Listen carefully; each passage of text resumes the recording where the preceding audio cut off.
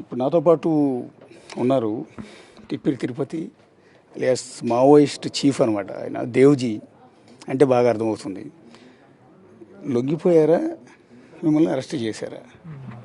నేను లొంగిపోలేదు, అరెస్ట్ చేశారు. అరెస్ట్ చేసిన స్థితిలో అనివార్యంగా రహస్య జీవితాన్ని వదిలి బహిరంగ జీవితంలోకి రావాలని నిర్ణయించుకున్నాను. అంటే మిమ్మల్ని లొంగిపోలేదు, అరెస్ట్ చేశారు అని అనటంలో నమ్మకస్యంగా అనిపించట్లేదు కదండి తిరుపతి గారు. అంటే బేసిక్గా ఏమవుతుందంటే, మీకు ముందు హిడ్మా ఎన్కౌంటర్ అయ్యారు, అంతకుముందు బసవరాజు గారు మావోయిస్ట్ చీఫ్, ఆయన ఎన్కౌంటర్ అయ్యారు. కానీ మిమ్మల్ని మాత్రం ప్రాణాలతో పట్టుకున్నారు ఎన్కౌంటర్ చేయకుండా. అంటే అది నమ్మకస్యంగా జనాలు నమ్మట్లేదు కదా అని. అంటే దానికి కారణము, ఇప్పుడు మేము ఇక్కడ తెలంగాణలో 2 సార్లు మా వైపు నుండి ఏకపక్ష కాల్పుల విరమణ ప్రకటించినాము. దాన్ని దృష్టిలో పెట్టుకొని మేము ఏకపక్ష కాల్పుల విరమణ ప్రకటించడానికి ముందు ఇక్కడ సివిల్ సొసైటీ వాళ్ళు, శాంతి చర్చల కమిటీ వాళ్ళు, ప్రజలు, ప్రజా సంఘాలు ఒక పెద్ద ఉద్యమం చేశారు. కగారును నిలిపివేయాలి, మావోయిస్టులతో చర్చలు జరపాలని. దాని నేపథ్యంలో మేము ఏకపక్ష కాల్పుల విరమణ 2 సార్లు ఇచ్చాం. కాబట్టి ఇక్కడ ప్రజల్లో ఒక ఆకాంక్ష ఉంది, అంటే మావోయిస్టులను చంపకూడదు, రక్తపాతం జరగకూడదు అని. ఇక్కడ రాష్ట్రంలో నెలకొన్నటువంటి ప్రజల ఆకాంక్షలను దృష్టిలో పెట్టుకొని, రాజకీయ పరిస్థితిని దృష్టిలో పెట్టుకొని ఇక్కడ రాష్ట్ర ప్రభుత్వం ఇక్కడ మావోయిస్టులతో వివరించే దగ్గర రక్తపాతం జరగకుండా చూసుకుందాం అని ఒక వైఖరి చేపట్టింది. దాని ఫలితంగా ఏంటంటే, నేను వేరే ప్రాంతానికి వెళ్తుంటే తెలంగాణ పోలీసులు అరెస్ట్ చేశాను.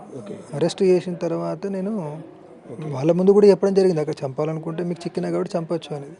కాదు, మేము చంపడం మా పాలసీ కాదు, సరెండర్. అయితే నేను సరెండర్ కాదు అని.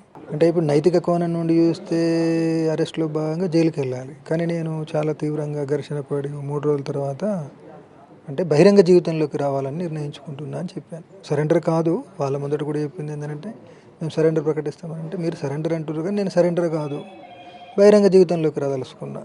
ఎందుకు అన్నప్పుడు, ఇప్పుడు ఒక నైతిక కోణం నుండి ఆలోచించి జైల్లోకి వెళ్తే నేను ఎవరితో సంభాషించలేను.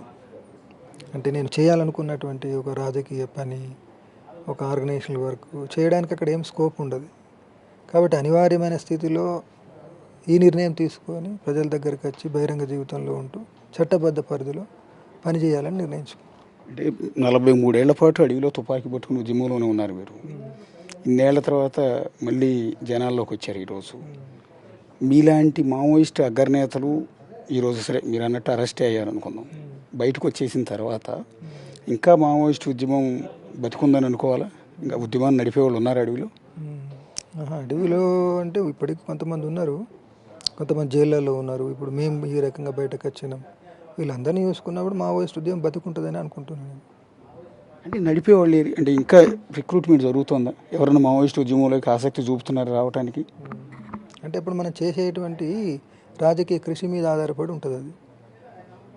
మరి ఒకప్పుడు మిమ్మల్ని చూసి అన్నలనగానే మిమ్మల్ని అన్నలు అనేవాళ్ళం మేము అందరూ, అడవిలో అన్నలనగానే ఎర్రజెండ ఎర్రజెండ ఎర్రజెండ అనగానే యువత ఒక ఉప్పొంగి ఒక విప్లవ భావాలతో సమాజంలో విసిగి పొందిన వాళ్ళంతా కూడా మీలాంటి వారి చెంతకు వచ్చేవాళ్ళు, మీతో పాటు కలిసి పనిచేయాలని అప్పుడు వీళ్ళు ఊరేవాళ్ళు. వాళ్ళందరూ కూడా మీతో పాటు పనిచేయడం అనేది ఒక గొప్ప విషయంగా భావించేవాళ్ళు. అలాంటి పరిస్థితి ఇప్పుడు లేదు కదా అంటున్నా.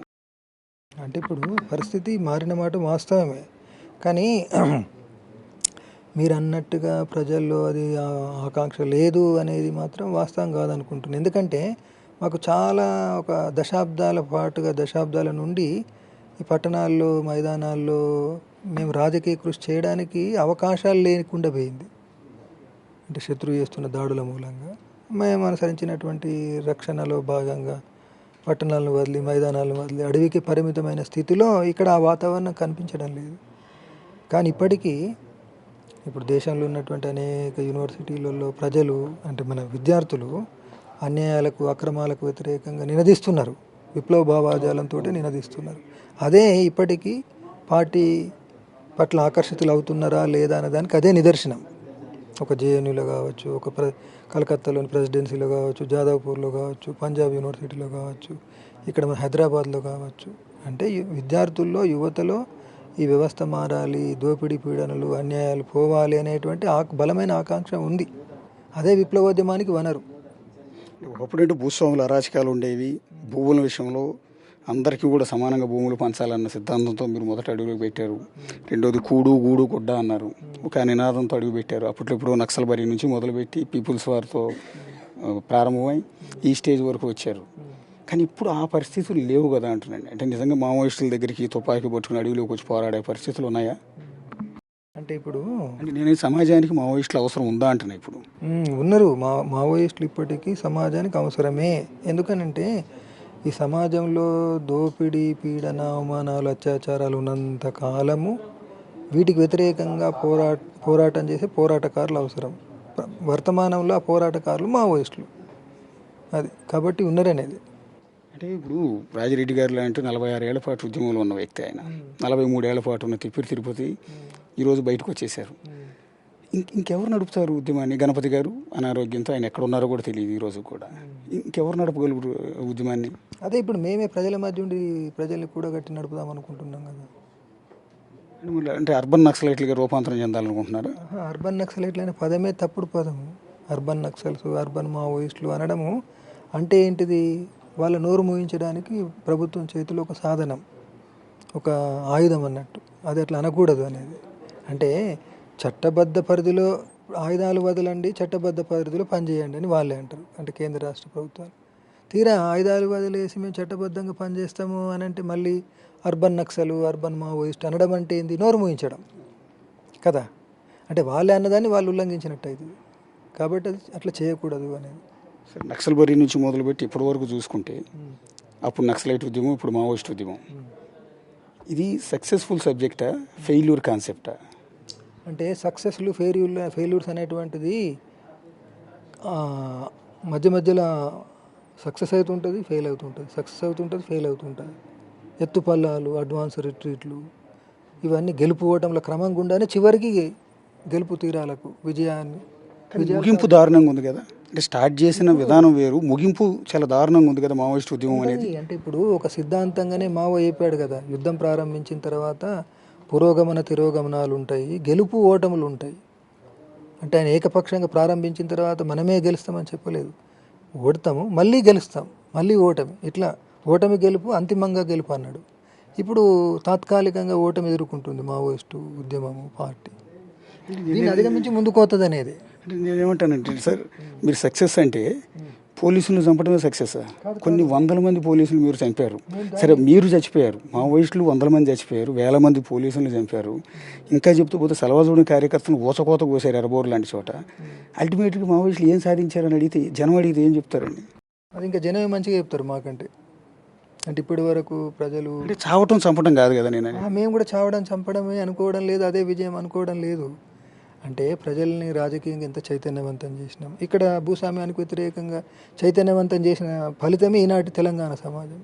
అడవి ప్రాంతాలలో వెళ్ళేసి జంగల్ జమీన్కు దాని మీద అధికారం కోసం ఉద్యమం చేద్దామని చేసిన దాని ఫలితమే ప్రజలకు అడవి మీద అధికారము, ఒక స్వావలంబన, తర్వాత ఒక స్వతంత్రత, ఒక స్వేచ్ఛ, ఒక ప్రశ్నించే తత్వము, ఇట్లా అనేకం ఉన్నాయి వాళ్ళు ప్రజలు సాధించినటువంటి.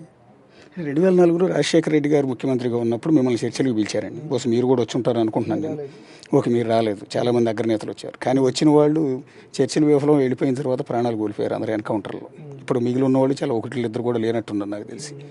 ఆ రోజే ఆ చర్చలు సఫలమై, ఆ రోజే మీరు లొంగిపోయి ఉంటే, లేదా జనజీవన స్రవంతిలో కలిసిపోయి ఉంటే పరిస్థితి వేరుగా ఉండేది కదా. ఈరోజు 1000 మంది మావోయిస్టులు రక్తంతో తడిచి ఛత్తీస్గఢ్ అడవుల్లో ఆ విధంగా ప్రాణాలు కోల్పోయే పరిస్థితి ఉండేది కాదు కదా. అంటే ఇప్పుడు చర్చల విఫలానికి మేము కాదు కారణం, ప్రభుత్వమే. ప్రభుత్వ వైఖరే. అంటే ప్రభుత్వమే మళ్ళీ తిరిగి దాడి చేసింది. ఆ దాడి చేసిన స్థితిలో మళ్ళీ ప్రతిఘటించే తప్పనటువంటి ఒక అనివార్య స్థితి. కాబట్టి ఆనాటి చర్చల వైఫల్యానికి ప్రభుత్వం అనుసరించిన కారణమే తప్ప మేం కాదు అనేది, ప్రభుత్వమే కారణం. అంటే పీపుల్స్ వారు కొండపల్లి సీతారాం గారు లొంగిపోయిన తర్వాత ఒక ఇంటర్వ్యూలో ఒక మాట అన్నారండి. ఏం సాధించింది మావోయిస్ట్ ఉద్యమం? మీరు చంపారు లేదా చచ్చిపోయారు, ఏం సాధించారని ఒక ప్రశ్న అడిగితే ఆయన ఒక మాట అన్నాడు. నేను మావోయిస్ట్, అదే నక్సలిజం అనే ఒక దీపాన్ని పట్టుకుని అలా వెలుగు నింపుతూ ముందుకు వెళ్తూ ఉన్నాను. కొంత దూరం వెళ్ళిన తర్వాత నేనున్న చోట మాత్రం వెలుగుంది, వెనక్కి తిరిగి చూస్తే మొత్తం అంధకారం ఉంది. అంటే ఏం సాధించలేదు మేము అన్నట్టుగా ఆయన మాట్లాడాడు అప్పట్లోనే. అది అంటే ఆయన అలాంటి స్టేట్మెంట్ ఇచ్చిండని నేను అనుకోవడం లేదు. ఒకవేళ ఆయన ఇచ్చినా కానీ అది సరైనది కాదు అనేది. ఎందుకనంటే ఒకవేళ ఆనాడు చీకటే ఉంటే ఈనాటి దాకా వెలుగులు నింపుతూ ఉద్యమం ఇప్పటిదాకా నిలబడేది కాదు కదా. ఆనాడే చీకటి ఉంటే ఆనాడే సంసిపోయేది కదా అంటుంది. అట్లా అదే నిదర్శనం. ఇప్పుడు మిగిలిన మీరు కాకుండా మిగిలిన కొద్దిమంది ఉన్నారు మావోయిస్టు నేతల దండకార్యంలో కానీ వేరే చోట కానీ, వాళ్ళని కూడా లొంగిపోమని మీరు ఏమైనా పిలుపునిస్తున్నారా? అంటే ఇప్పుడు లొంగిపోమ్మనడము అనేటువంటిది సరైనది కాదు. దానికి ఒక రాజకీయ ప్రాతిపదిక ఉంటుంది. అందులో భాగంగానే మేము బహిరంగ జీవితంలోకి వచ్చినామని చెప్పిన తర్వాత మేము ముఖ్యమంత్రి గారి దగ్గరికి వెళ్ళినాం, రేవంత్ రెడ్డి గారి దగ్గరికి వెళ్ళేసి ఒకటి మా పార్టీ మీద ఉన్న నిషేధాన్ని ఎత్తివేయాలి, దాన్ని వెన్నంటి మా పార్టీని సిపిఐ మావోయిస్టును ఒక చట్టబద్ధ రాజకీయ పార్టీగా గుర్తించాలి అనేది డిమాండ్ పెట్టడం జరిగింది. జైల్లో ఉన్నటువంటి మా మావోయిస్టు పార్టీ కేసులు మోపి జైల్లో పెట్టబడ్డటువంటి వాళ్ళందరినీ విడుదల చేయాలి రాజకీయ ఖైదీలుగా అని ముఖ్యమైనటువంటి విషయాల్ని ఆయన ముందు ప్రస్తావించినాం. అంటే డిమాండ్స్ పెట్టినాం రాత రూపంలో. ఇవి పెట్టినప్పుడు ఆయన అన్నది ఏంటంటే నిషేధం ఎత్తివేత అనేది కేంద్ర ప్రభుత్వ పరిధికి సంబంధించిన అంశంగా మారిపోయింది అన్నప్పుడు మీరు సిఫారసు చేయండి అన్నాం. తను సానుకూలంగా తీసుకెళ్ళి ఢిల్లీ వెళ్ళి కేంద్ర హోంమంత్రి అమిత్ షా గారితో మాట్లాడారు. కానీ ఆయన ఏమన్నాడు అనేటువంటి ఇంకా విషయం తెలియదు. మొత్తంగా ముఖ్యమంత్రి గారు సానుకూలంగా స్పందించారు అనేటువంటిది. రాష్ట్రంలో ఉన్నటువంటి జైళ్ళ విషయానికి వస్తే నేను పరిశీలించి విడుదల చేయడానికి చర్యలు చేపడతాను కూడా అన్నాడు. ఇప్పుడు గణపతి గారి సిచ్యువేషన్ ఏంటి సార్? మీకు టచ్లో ఉన్నాడా? ఏమైనా ఆయన ఉద్యమాన్ని నడిపే అవకాశం ఉంటుందా, లేకపోతే ఆయన కూడా సరెండర్ అవుతారా? అంటే ఆయన ఇప్పుడు నా టచ్లో కానీ కేవలం టచ్లో కానీ లేడు. రక్షణ ఆయనకు సంబంధించినటువంటి రక్షణ విషయాలు, రక్షణ చర్యలు తీసుకోవాలని చెప్పి అనుకున్న సందర్భంగా ఆ వ్యవహారం అంతా మన ప్రధాన కార్యదర్శి ఉన్నటువంటి బసవరాజు చూసుకునేది. కాబట్టి ఇప్పుడు ఆయన ఎక్కడున్నాడు ఏంటిది ఏం కథ అనేది మేమే తెలియకూడదు అనుకున్నాం. కాబట్టి మాకు తెలియదు. అంటే ఇప్పుడు పార్టీని లీగల్ పార్టీగా గుర్తించబడ్డప్పుడు అందులో భాగంగా ఇగో మనం ఉంచిన డిమాండ్ మీద ఆధారపడి ప్రభుత్వాలు గుర్తిస్తున్నాయి కాబట్టి మన అందరం బహిరంగ జీవితంలోకి వద్దాం అని పిలిపిస్తాం. కానీ అది జరగకుండా ఇప్పుడు పిలుపు ఇవ్వడం అనేటువంటిది సరిగ్గా ఉండదు. తిరుపతి గారు, మిమ్మల్ని చూస్తుంటే ఒక ఆశ్చర్యం వేస్తుంది. ఏంటంటే 43 ఏళ్ల పాటు అడవిలోనే ఉన్నారు కదా, తుపాకీ పట్టుకుని. ఎండకి ఎండారు, వానకి తడిశారు, అక్కడే చెట్టు పుట్ట కింద బతికారు. ఇన్నేళ్ల తర్వాత మామూలు ప్రపంచాన్ని, ఒక డెవలప్డ్ సిటీని, మమ్మల్ని అందరినీ చూస్తున్నారు. ఏమనిపించింది సార్ ఫస్ట్ టైం మీరు ఈ జనాల్లోకి వచ్చి మాలాంటి వాళ్ళందరినీ చూసిన తర్వాత? అంటే అడవిలో ఉన్నప్పుడు మమ్మల్ని చూసిన కోణం వేరు, మీరు ఇక్కడికి వచ్చి ఈ గాలి పీల్చి మాతో పాటు ఉండటం వేరు. అంటే ఇప్పటికీ ఇక్కడికి వచ్చిన తర్వాత ఓ మేరకు అభివృద్ధి ఉన్నమాట వాస్తవం అయినప్పటికీ ఇప్పటికీ సమస్యలు ఉన్నాయని, అభివృద్ధిని వెన్నంటి సమస్యలు ఉన్నాయి, వెలుగుని వెన్నంటి చీకటి ఉంది. ఆ చీకటి జీవితాల్లో వెలుగు నింపడము, అభివృద్ధికి నోచుకున్నటువంటి జీవితాలకు గొంతుకై ప్రజల మధ్య పనిచేయడమే మా కర్తవ్యం అనుకుంటున్నాం. అంటే మీరు ఏదైతే మొదట్లో పోరాడారో కూడు గూడు గుడ్డ అనేది ఒకటి, అసమానత, సమాజంలో అసమానతలు, పీడిత వర్గాలను కాపాడటం ఏదైతే మొదలుపెట్టి అవి ఎప్పటికీ ఉన్నాయి. నిజానికి ఈ రోజుకి కులాల కుంపులాటలు, ప్రాంతాల మధ్య విభేదాలతో కొట్టుకు చేస్తున్నారు, చంపుకు చేస్తున్నారు, మతాల మధ్య చిచ్చిపెట్టి ఓట్ల కోసం రాజకీయ నాయకులు ఆడే గేమ్లో తన్నుకు చేస్తున్నారు. ఇవన్నీ చూసిన తర్వాత ఏమనిపిస్తుంది? వాటన్నిటికి వ్యతిరేకంగా పోరాటం చేయడం చాలా అవసరం ఉంది ఈనాడు. గతంలో లేనంతటి బలమైనటువంటి అవసరం ఉంది అనేటువంటిది ఇది మేము చెప్పడం కాదండి. ఆక్స్ఫామ్ లాంటి నివేదికలే మాకంటే అద్భుతంగా గణాంకాలతో సహా, భారతదేశంతో సహా, తెలంగాణతో సహా విశ్లేషించి లెక్కలు చెప్తున్నాయి. సామాజిక అంతరాలు పెరిగినాయి, ఆర్థిక అంతరాలు పెరిగినాయి, ఈ వ్యవస్థ బద్దలు కావచ్చు అని వాళ్ళే చెప్తున్నారు, మేము చెప్పడం కాదు. కాబట్టి డెమోక్రటిక్ వేలో ఓట్లేసి ప్రజలు గెలిపిస్తున్నారు కదా నాయకుల్ని. అదే ఆ ఓట్లు ఎంత బూటకం అనేటువంటిది పేపర్లే మీడియా ద్వారానే రాస్తుంటారు కదా. పరకాల ప్రభాకర్ గారు అద్భుతంగా విశ్లేషించి చెప్పారు కదా. అంతకంటే తాజా ఉదాహరణ అవసరం లేదేమో. చివరిగా ఒక మాట, ఇప్పుడు మీకంటూ ఫ్యామిలీ, భార్య పిల్లలు ఎవరూ లేరు. మీ సతీమణి కూడా ఎన్కౌంటర్లో చనిపోయారు. మీ తమ్ముడు కూతురు మాత్రమే ఉన్నారు. వారితో పాటు కలిసి ఉంటారా, లేకపోతే వేరే చోట ఉండాలనుకుంటున్నారా? ఎలా నెక్స్ట్ మీ లైఫ్ ఎలా ఉండబోతోంది? కేవలము తమ్ముని ఇల్లే కాదు, ప్రజలే మా ఇల్లు అనుకుంటున్నాం కదా. అప్పుడు కానీ ఇప్పుడు కానీ దేశమే మా ఇల్లు, ప్రజలే మా ఇల్లు. ప్రజల మధ్య ఉండడమే భవిష్యత్ జీవితం. అంతే. థ్యాంక్ యూ తిరుపతి గారు. తిరుపతి గారు, నేను స్టార్టింగ్ ఇంట్రడక్షన్లో జస్ట్ సింపుల్గా చెప్పాను. ఆయన చీఫ్ కాదు, యా చీఫ్ అని చెప్పొద్దు. అంటే బేసిక్గా బయట అంతా ప్రచారం ఏంటంటే మీరు మావోయిస్ట్ చీఫ్ అని. కాదు సార్. తర్వాత వాళ్ళు ప్రెస్ నోట్ మావోయిస్టుల నుంచి వచ్చిన ఒక ప్రెస్ నోట్లో మెన్షన్ చేసింది అంటే పొలిట్ బ్యూరో మెంబర్ అని మాత్రమే మెన్షన్. ఏంటండి ఆ డిఫరెన్స్? అంటే ఇప్పుడు CC member, polit bureau member, దీనికి ఇవి కాకుండా అదనంగా మొత్తంగానే కేంద్ర కమిటీని పీబీని కూడా సమన్వయించేటువంటి అతను ప్రధాన కార్యదర్శి. కాబట్టి మా ప్రధాన కార్యదర్శి అమరుడైన తర్వాత కేంద్ర కమిటీ మీటింగ్ కానీ పీబీ మీటింగ్ కానీ జరగలేదు. జరగని స్థితిలో మళ్ళీ కేంద్ర కమిటీకి కార్యదర్శిని ఎన్నుకునేటువంటి దానికి అవకాశం రాలేదు. మిమ్మల్ని అనధికారికంగా ఎన్నుకున్నారు, ఇంకా అఫీషియల్గా అనౌన్స్ చేసే లోపు ఇదంతా కూడా జరిగిందని కదా? లేదు లేదు లేదు. అంటే యాక్చువల్లీ మీకు మావోయిస్ట్ చీఫ్గా, మావోయిస్ట్ ప్రధాన కార్యదర్శిగా బసవరాజు గారి ప్లేస్లో ఆ పోస్ట్ ఇస్తున్నారని మల్లోజులు వేణుగోపాల్ గొడవపడి బయటకు వచ్చి లొంగిపోయి మీ అందరు గుట్టు పోలీసులకు ఇచ్చాడు అనేది ఇంకో ప్రచారం. లేదు లేదు లేదు. పార్టీ కార్యదర్శి గొడవ కాదు అది. తను ముందే ఉద్యమం మీద విశ్వాసం కోల్పోయిన ఫలితం తప్ప ఈయన ఏదో కార్యదర్శి అవుతాడు అనేది కాదు. అంటే బసవరాజు గారు ఉన్నప్పుడే ఆయన 2024 సెప్టెంబర్లోనే సోను వెళ్ళేసి ఇప్పుడు పార్టీని నిలబడే పరిస్థితి లేదు, ఈ స్థితిలో మన అందరం సరెండర్ అయితే బాగుంటుంది అని అన్నాడు ఆయన.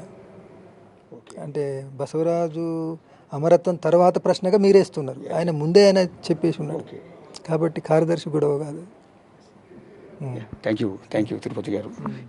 తిరుపతి గారి గురించి నేను చెప్తాను. 43 ఏళ్ల పాటు మావోయిస్ట్ ఉద్యమంలో మావోయిస్ట్ ఉద్యమంలో కొనసాగిన నేత కుటుంబాన్ని, ఫ్యామిలీ మొత్తాన్ని వదిలిపెట్టి అడవిలో తుపాకీ పట్టుకుని ఆయన ఉద్యమంలో వెంట నడిచారు. సో ఇన్నాళ్ల తర్వాత సరే లొంగిపోయారు అనేది పోలీసులు చెప్తున్నమాట కాదు, మేము అరెస్ట్ చేయబడ్డాం అనేది ఆయన అంటున్నమాట. సో ఇప్పుడు మనం ఇంటర్వ్యూ చేసిన వ్యక్తి మామూలు వ్యక్తి కాదు, మావోయిస్టు కోణంలోంచి చూస్తే చాలా అగ్రనేత. For more videos like this, subscribe Big TV channel.